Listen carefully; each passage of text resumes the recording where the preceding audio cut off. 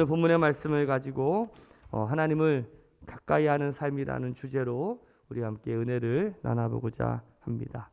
우리 옆 사람과 한번 이렇게 인사합시다. 은혜 받읍시다. 제 오늘 목소리가 제가 홀리 보이스가 됐습니다. 할렐루야. 옛날 부흥사가 갑자기 생각이 날 정도로 좀 지난주에 제가 조금 몸이 좀 안 좋아서 목이 갑자기 갔어요. 기도하다 간 건 아니고 이게 목사가 기도하다가 목소리가 좀 가고 그래야 되는데 그렇지 못해서 참 매번 송구할 때가 많이 있습니다. 여러분들도 아시다시피 제가 뭐 그렇게 막 홀리하거나 막 그런 목사는 아니에요. 가만 보니까 노는 거 좋아하고 좀 즐겁게 살려고 노력하고 저는 그게 참 어떻게 보면 여러분들 어떻게 생각할지 모르겠지만 참 좋은 거라고 저는 생각이 들거든요.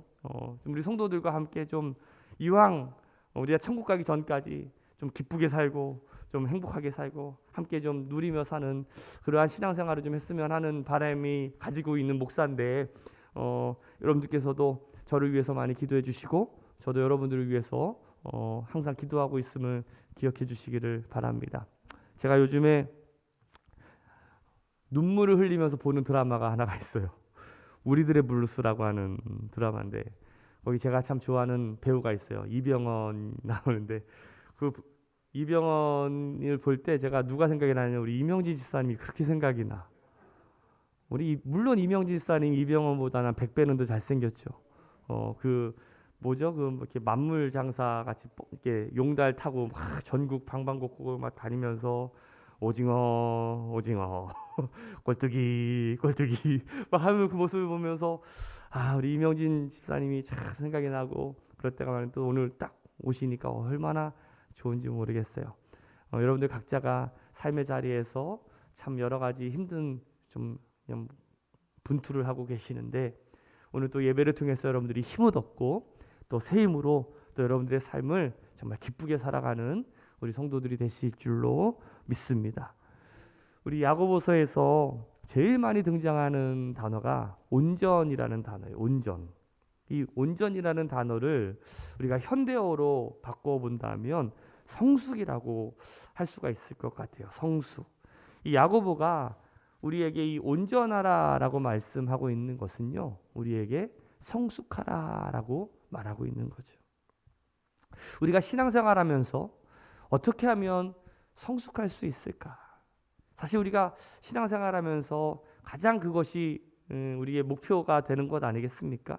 그리고 사실 우리가 이 세상 사람들이 이 크리스천들한테 실망하는 이유 중에 하나도 뭐냐면 바로 성숙하지 못한 것 때문에 그런 거 아니겠어요? 이 3장에서 우리가 야고보가 어떤 말의 성숙 그리고 이 생각의 성숙에 대해서 함께 우리가 말씀을 살펴봤다면 오늘 우리 4장의 말씀은 그 총체가 되는 말씀이죠. 바로 하나님을 가까이 하는 삶이야말로 어떻게 보면 가장 성숙한 그런 모습이 아닐까. 저는 우리 새로운학교의 성도들이 하나님을 가까이 하는 삶이 되시기를 주님의 이름으로 축복합니다. 그것을 제 첫 번째 우선순위로 우리가 삶을 목표로 삼고 살아가야 돼요. 그래야 우리가 진정한 신앙의 성숙을 이루며 살 줄로 믿습니다.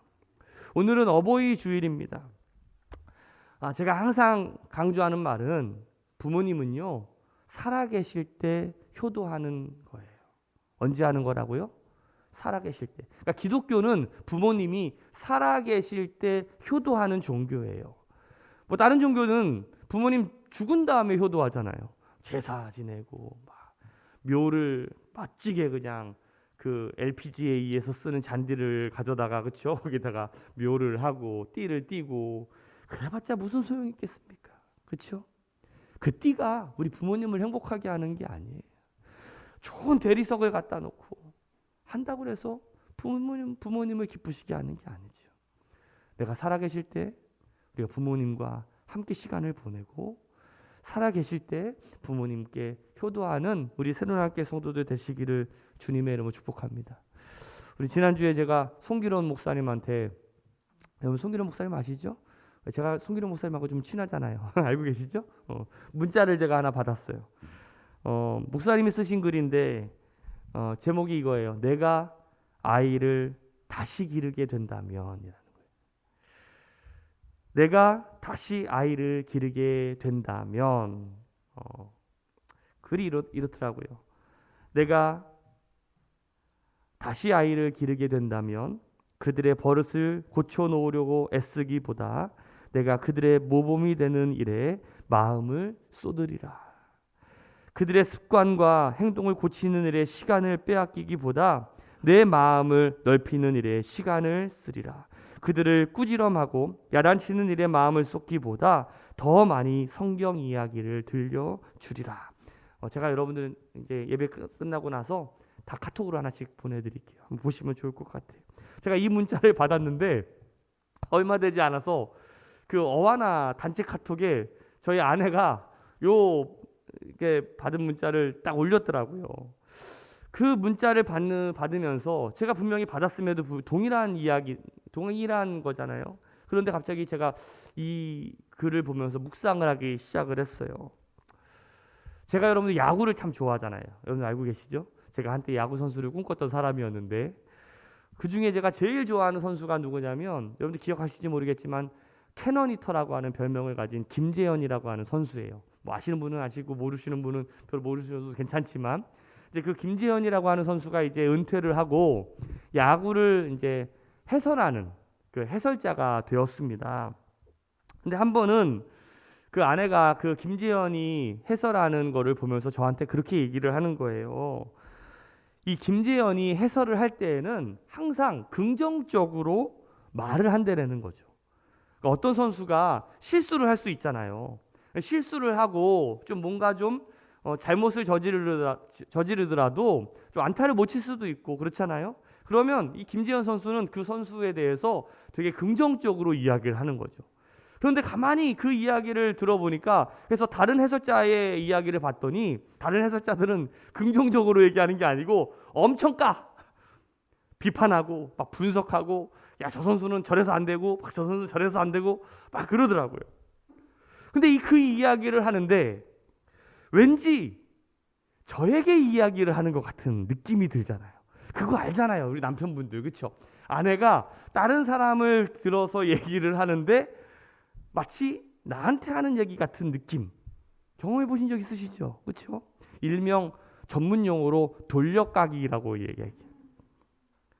같은 말도 전곡을 찌르면 막 가슴이 아프고 그냥 하기 싫잖아. 그렇죠? 하기 싫은데 뭐 돌려까면 그래서 저희 아내가 조금 그 고단수예요. 고단수. 돌려까기의 고수. 이 송기론 목사님의 글과 그 제 아내가 그 김재현 해설위원을 평가하는 말을 그 듣는 중에 어떤 일이 있었냐면 저희 딸이 와가지고 이제 무언가를 저한테 보여주는 거예요. 그림을 그렸어요. 잘 그렸어요. 제가 보기엔. 그런데 이렇게 이야기하는 거예요. 아빠, 나쁘지 않죠? 이렇게 얘기를 하는 거예요. 제 마음이 약간 좀 그랬어요. 여러분들. 어떤 느낌인지 여러분들 같이 공감하시겠습니까? 아빠, 나쁘지 않죠? 그냥 아빠 좋죠? 잘 만들었죠? 이러면 되는데 뭔가 그 언어 속에 위축되어 있고 뭔가 움츠려 있는 그 아이의 언어를 제가 보는 순간에 참 많은 생각을 하게 됐어요. 보통 자녀는 부모의 것을 배우며 살아가잖아요. 부모의 언어, 어떤 부모의 생각, 바로 부모의 행동을 보면서 이 아이들이 자라가는 거 아니겠습니까? 아, 우리 딸이 나의 어떤 부정적인 언어를 보고 자라. 약간 위축된 언어. 뭔가 좀 안정적으로, 뭔가 좀 이렇게 감추려고 하는 그 언어를 보고 배웠구나. 그 모습을 보면서 참 마음이 안타깝고 좀 많이 좀 반성하고 회개했는지 몰라요. 여러분들도 저와 함께 어떻게 보면 새롭게 우리의 언어 생활을 또 우리의 사고방식을 우리가 좀 더 긍정적으로 또 하나님 중심적으로 우리가 한번 바꿔보는 시간들을 좀 가져봤으면 좋겠습니다. 바로 지금부터라도 우리의 언어와 우리의 생각을 좀 이렇게 긍정적으로 하나님 중심적으로 바꿔가는 우리 성도들 되시기를 주님의 이름으로 축복합니다.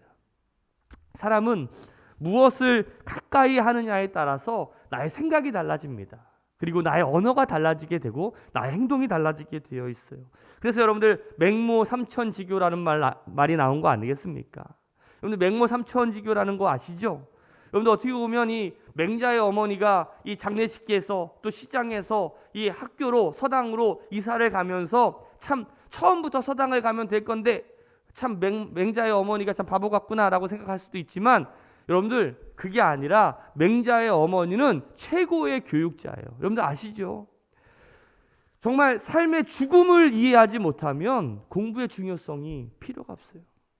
우리가 죽음을 항상 기억하고 메멘토 모리죠. 그렇죠? 항상 죽음을 내가 염두에 두고 삶을 살아갈 때 우리의 삶의 한순간 한순간이 소중한 것 아니겠습니까? 그 시장 통해서의 어떤 그 삶의 어떤 열정적인 치열함을 경험하면서야 우리가 삶을 살아갈 때 그 삶을 우리가 이해할 수 있는 것 아니겠어요? 맹자의 어머니는 맹자에게 그것들을 가르쳐 주기를 원했다는 거예요. 네가 배우는 공부가 참된 공부가 되기 위해서는 이러한 죽음과 이 삶의 열정을 배워야지만 네가 진정한 삶을, 진정한 배움을 얻을 수 있다라는 거죠. 마찬가지예요.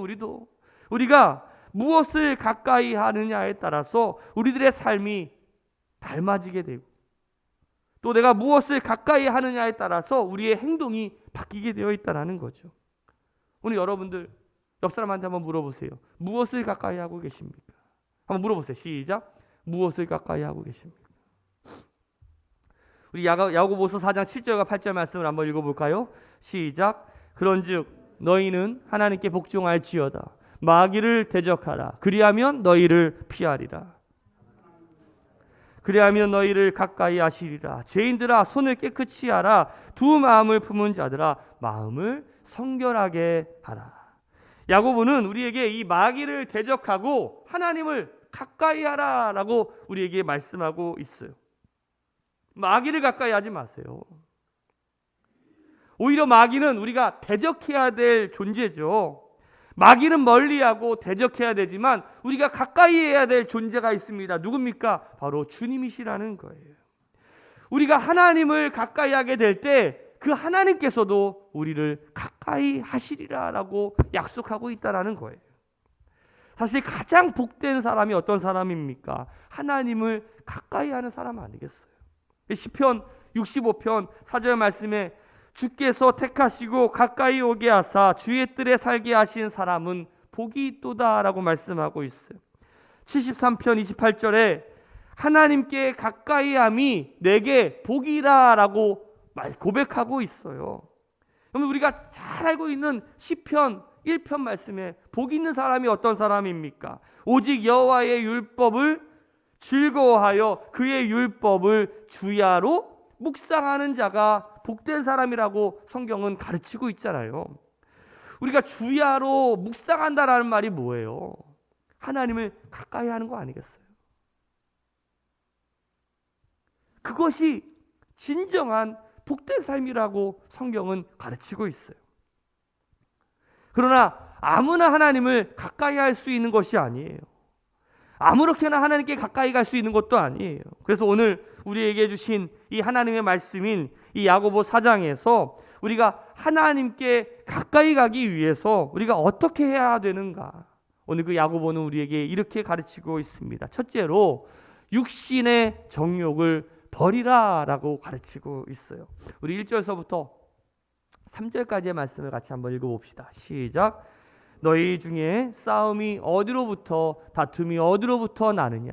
너희 지체 중에서 싸우는 정욕으로부터 나는 것이 아니냐? 너희는 욕심을 내어도 얻지 못하며 살인하며 시기하여도 능히 취하지 못함으로 다투고 싸우는도다.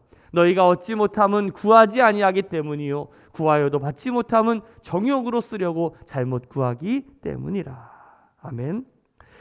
1절에서부터 3절까지의 말씀을 보면 우리가 싸우는 이유가 정욕 때문이다라고 가르치고 있어요. 바로 욕심이죠. 욕심. 어떤 육적인 욕심이에요.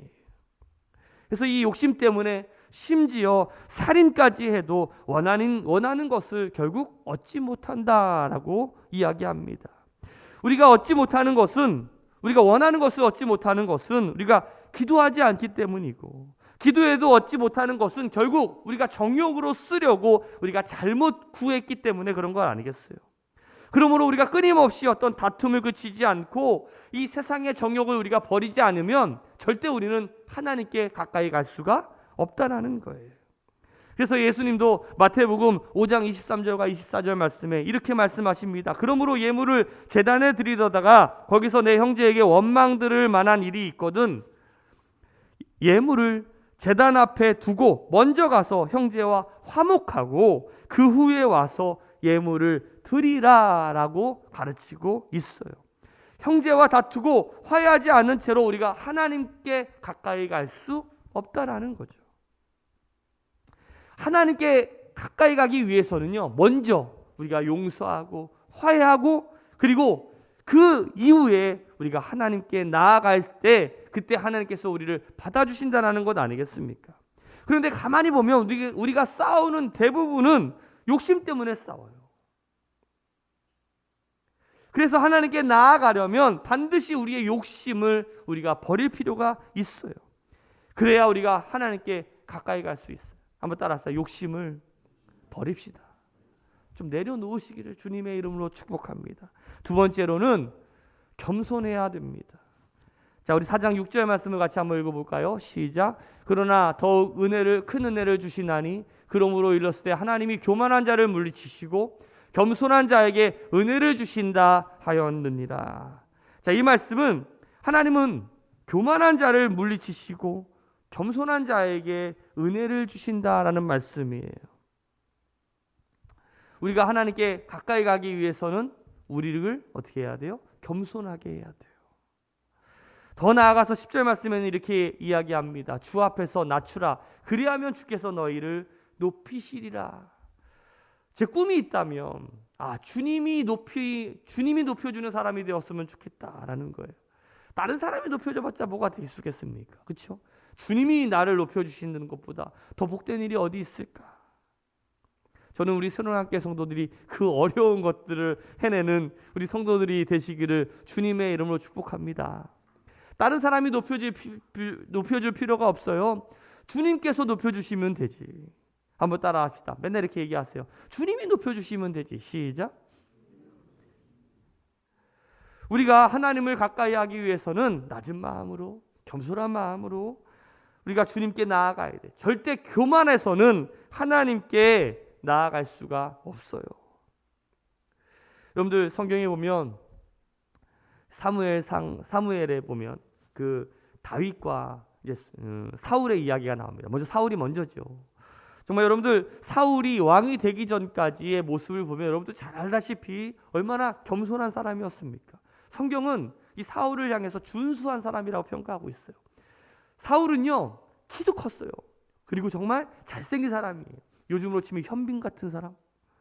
정말 똑똑하고 정말 엘리트 중에 엘리트였던 이 사울. 그런데 그가 왜 무너지게 되었습니까? 그 이유는 하나예요. 교만했기 때문에 그렇죠. 전쟁에서 승리한 것이 마치 자기가 이긴 것처럼 기념비를 세우고 나중에는 스스로 자기가 제사장인 것처럼 제사도 지내는 그런 엄청난 교만한 짓을 벌이게 됩니다. 결국 교만한 자는 하나님께서 어떻게 해요? 버리셔요. 그래서 결국 그 다윗을 그 소년이었던 다윗을 하나님께서는 붙잡고 그를 왕으로 기름 부으시지 않습니까? 저는 우리 새로운학교 성도들이 다시 한번 기억해야 될 것, 우리가 교만한 마음을 버리고 겸손한 마음으로 하나님께서 나를 높여주시는 삶을 살아갈 수 있는 우리 여러분들이 되시기를 주님의 이름으로 축복합니다. 마지막으로 두 마음을 품지 말라라는 거예요. 우리 8절 말씀을 같이 한번 읽어볼까요? 시작. 하나님을 가까이 하라. 그리하면 너희를 가까이 하시리라. 죄인들아 손을 깨끗이 하라. 두 마음을 품은 자들아 마음을 성결하게 하라. 두 마음을 품은 자들아 마음을 성결하게 하라. 우리가 두 마음을 품고 있으면 하나님을 가까이 할 수가 없어요.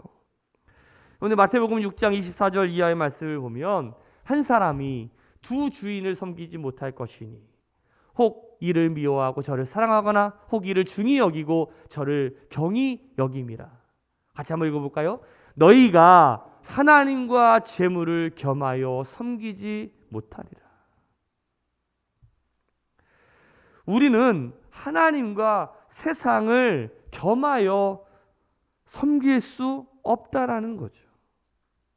하나님과 죄를 겸하여 우리가 섬길 수 없어요. 그러나 마귀는 어떻게 해요? 그렇게 할 수 있다라고 계속해서 우리 끊임없이 우리를 유혹하지 않습니까? 그러나 하나님은 질투하시는 하나님이세요. 오직 하나님만 섬기기를 원해요. 어떻게 보면 하나님은 욕심쟁이라고 이야기할 수 있겠지만 사랑은요, 욕심쟁이죠. 안 그렇습니까? 여러분들 생각을 해보세요. 제 아내가 저를 향해서 나는 당신도 사랑해 이렇게 얘기하면 그 얘기를 듣는 저는 어떻게 얘기해야 됩니까? 그렇죠? 나만 사랑하는 게 아니라 당신도야. 그럼 다른 것도 사랑하는 게 있다라는 거 아니겠어요? 당신만 사랑해라고 이야기를 해야지. 그렇죠? 오직 하나님만 섬겨야 우리가 하나님을 진정으로 사랑할 수 있고 그 하나님만을 섬기고 사랑할 때 하나님이 우리에게 주시는 은혜를 받을 수 있다라는 거예요. 그 하나님으로부터 나오는 은혜를 우리가 먹으며 살아갈 때 우리들의 삶이 진정으로 기쁘고 행복한 삶, 진정한 복된 삶을 살아갈 수 있다라는 것이죠. 우리가 지난 시간에도 제가 말씀을 드렸지만 마태복음 6장 22절 이하의 말씀에 보면 한번 읽어볼까요? 시작. 눈은 몸의 등불이니 그러므로 내 눈이 성하면 온몸이 밝을 것이요 눈이 나쁘면 온몸이 어두울 것이니 그러므로 내게 있는 빛이 어두우면 그 어둠이 얼마나 더하겠느냐. 영어 성경에 보면 내 눈이 성하면이 싱글 포커스라고 되어 있잖아요. 내 눈이 나쁘면이 더블 포커스라고 되어 있어요. 무슨 말이에요? 우리의 시선이 두 개가 될 수 없다라는 거예요. 전에 제가 공주에서 이제 사역을 할 때 한 아이가 지원이라고 하는 아이가 3학년짜리예요. 카드를 하나 저한테 선물로 준 거예요. 제가 전에도 한번 이야기했던 적 같은데 여기에 이렇게 카드를 탁 열면 여기 하트가 이따만하게 뿡 튀어나오는 카드예요. 어떤 건지 아시겠죠? 거기에 뭐라고 써 있냐면 하나님이 세상을 이처럼 사랑하사 거기에 딱 성경 구절이 쓰여 있는데 그 이라고 하는 단어에 엄청난 강조된 표시로 막 해놨어요. 그러니까 그게 강조됐다라는 거죠. 전에는 몰랐는데 그것을 딱 보는 순간에 제 마음속에 어떤 생각이 들었냐면 하나님이 이 세상을 이처럼 사랑하사 하나님이 세상을 사랑하는데 나를 어마어마하게 사랑하는구나. 근데 마치 이거예요. 하나님이 우리를 사랑하시는데 이 세상보다 우리를 더 크게 사랑하셨다는 더 크게 만드셨다는 거죠. 그러니까 우리의 마음속에 그 어떤 것들을 채워 넣어도 우리는 만족할 수 있는 존재가 아니라는 거예요. 왜? 하나님이 우리를 이 세상보다 더 크게 만드셨기 때문에 그래요. 이 세상에 있는 모든 것들을 내가 다 가진다라고 할지라도 만족할까요? 못해요. 어떤 그 워렌 버핏이었나요? 어떤 정말 내노라 하는 세계의 재벌 가운데 하나가 뭐냐면 기자가 얼마나 더 갖기를 원하십니까? 라고 질문했을 때 뭐라고 얘기했어요? 기억나시죠? 조금만 더요. 사람의 마음이 그래요. 조금만 더요. 조금만 더. 그러니까 우리의 마음은 이 세계에 있는 모든 것들을 가진다고 할지라도 다 채워질 수가 없어. 왜? 하나님이 그렇게 창조하셨기 때문에 그래요.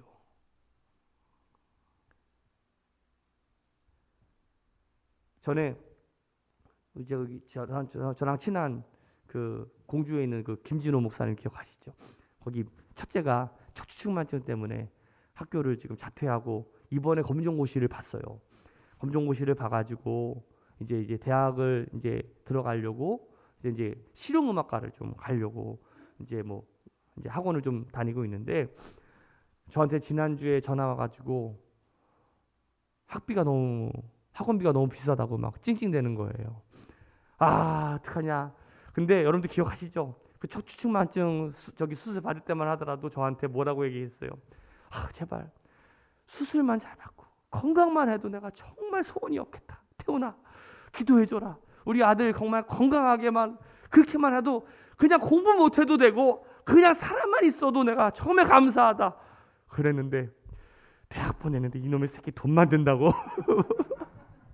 그 모습을 보면서 제가 전에 그런 생각이 들더라고요. 우리 딸이 아파가지고요, 막 열이 막 그래서 막 응급실로 막 지스 들고 올라갈 때 부모 마음이 어때요? 야, 아프지만 마라. 사람만 있어라 정말. 아우 뭐 이제 딴 거 다 필요 없으니까 제발 사람만 있어라. 그냥 존재하는 것만으로도 얼마나 기쁘고 행복합니까? 요즘에 멀쩡하니까 이놈의 딸내미 수학 공부 지질하게 안 해가지고 막 학원을 보내야 되나 어떻게 해야 되나. 그게 우리 부모들의 마음 아니겠어요? 그러나 정말 중요한 게 어떤 겁니까? 하나님이 우리를 이 세상보다 크게 창조하신 이유는 우리가 하나님을 내 안에 모시게 될 때 그제서야 정말 만족한 삶을 살아가게 되고 더 복된 삶을 살아갈 수 있다는 거예요. 그 아무리 어떤 것들을 갖다 준다고 할지라도 결국은 우리의 존재만으로 또 우리의 살아있는 것만으로 하나님을 기쁘시게 할 수 없다라는 거죠. 지난번에 저희 딸이 그런 얘기를 하더라고요. 나는 아빠랑 노는 게 제일 행복하대. 그 이야기는 아빠가 잘 안 놀아준다는 거잖아요. 그래서 가만히 생각을 해봤어요. 제가 어렸을 때 아빠랑 논 적이 잘 없었던 것 같아요. 우리 아버님은 부흥사셨고 맨날 주일날 저녁부터 금요일날까지 맨날 밖에 가 계셨고 아빠랑 같이 놀아본 적이 없으니까 내가 어떻게 놀아줘야 되는지도 못 배운 거예요. 가만히 생각을 해보니까. 그나마 요즘에 그 슈퍼맨이 살아있단가 텔레비전 프로 때문에라도 그런 것들을 좀 보면서 우리가 좀 배우는 거지만 정말 우리 자녀들과 함께 하는 시간들이 참 많이 부족했구나. 마찬가지인 것 같아요. 우리 딸에게 비싼 장난감을 사주고 하는 것보다 정말 중요한 거는 뭐냐면 함께 웃어주고 함께 그 시간들을 보내주는 그 경험이 정말 그 아이를 행복하게 했던 것처럼 그것이 저의 또 기쁨 아니겠습니까? 마찬가지예요. 우리가 하나님을 기쁘시게 하는 방법이 바로 그거 아니겠습니까? 하나님과 같이 함께 시간을 보내고 하나님과 가까이 하는 마음을 가지고 우리가 함께 그것을 위해서 우리가 애쓰고 살아가게 될 때 정말 우리가 복된 삶, 또 하나님이 기쁘시게 원하는 삶을 살아가게 될 줄로 믿습니다. 오늘부터 우리가 함께 하나님과 가까이 아는 삶을 살아가는 우리 새로운 함께 성도들 되시기를 주님의 이름으로 축복합니다.